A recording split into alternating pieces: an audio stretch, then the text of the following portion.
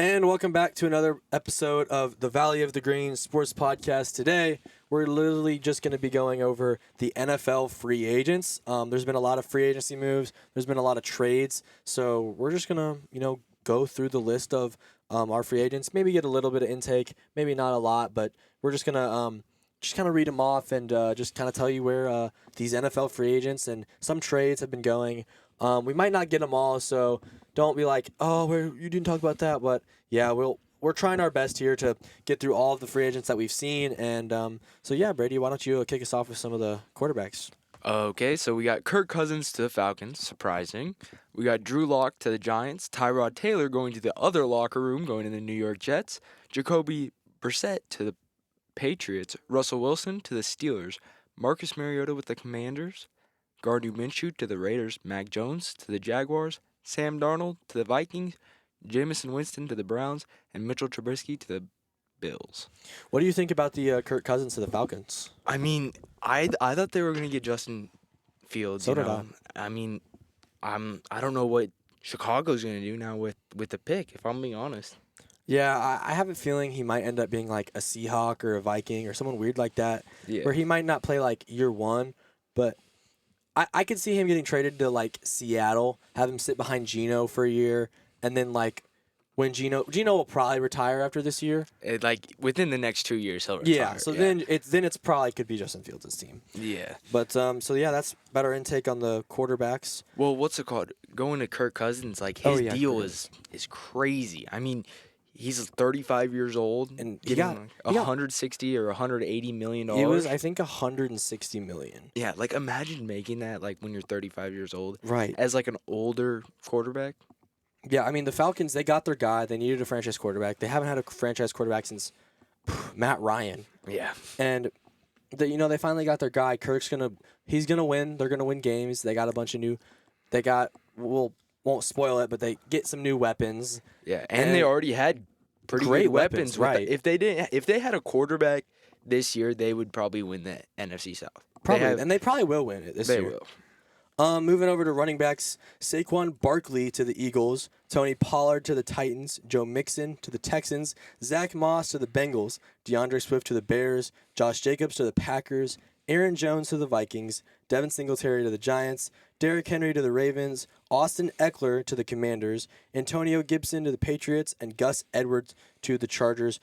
Wow, that is a lot of running back movement. I know.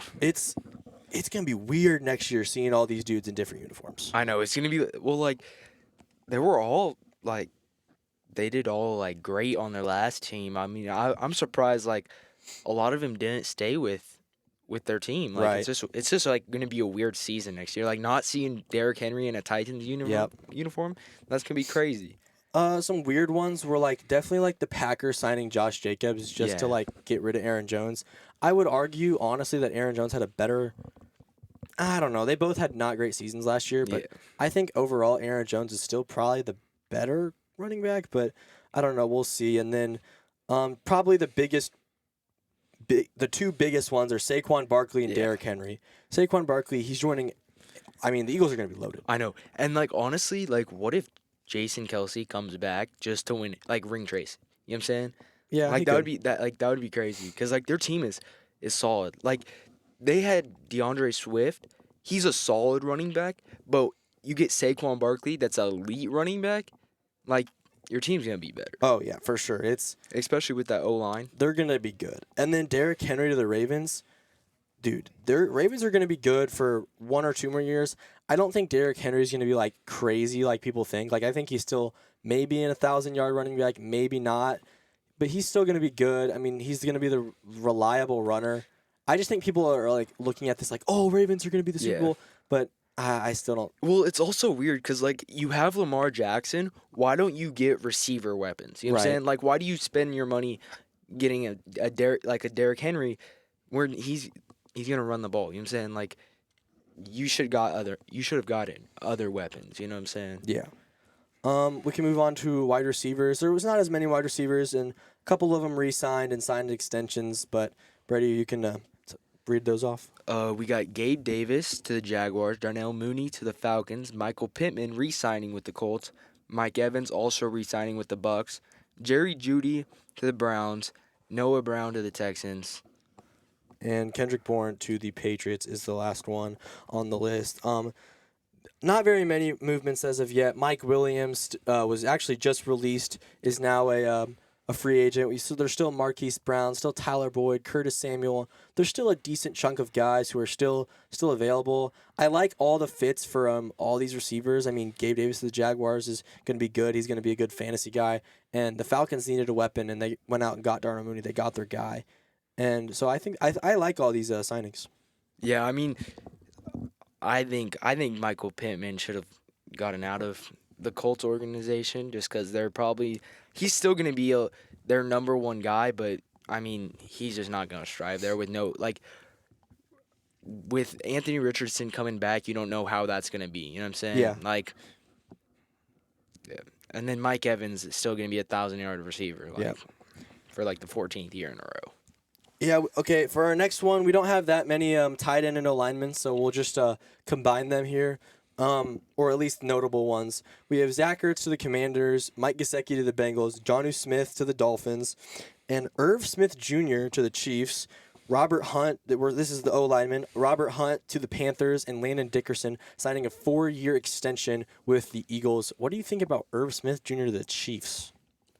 If I'm going to be honest, I don't really know who he is. So yeah, I mean, he's not really a notable guy. He played at Alabama, but his whole career has been riddled with injuries. Yeah.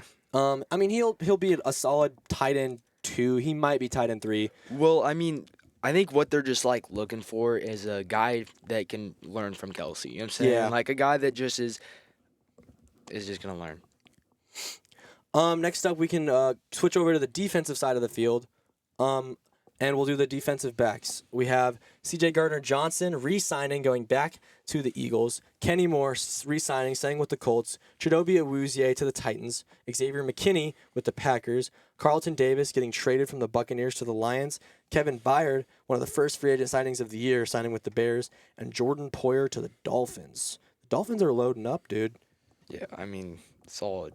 Yeah, I mean, all these signings are really good. The Titans need a corner bad. They've been linked to L'Jarius Sneed. There's still no update on really L'Jarius Sneed.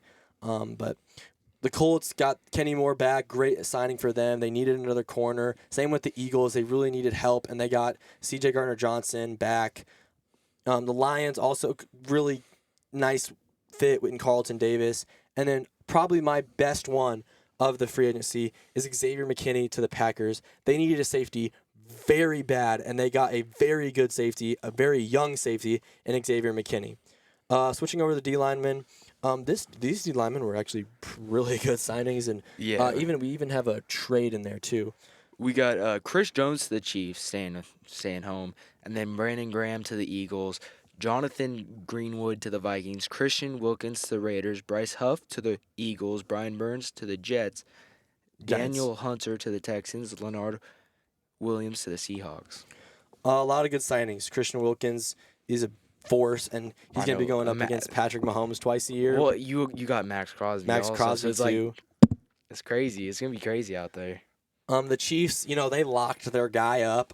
Chris Jones, he's a Chief forever, and it's a really good signing. Yeah. Really good signing.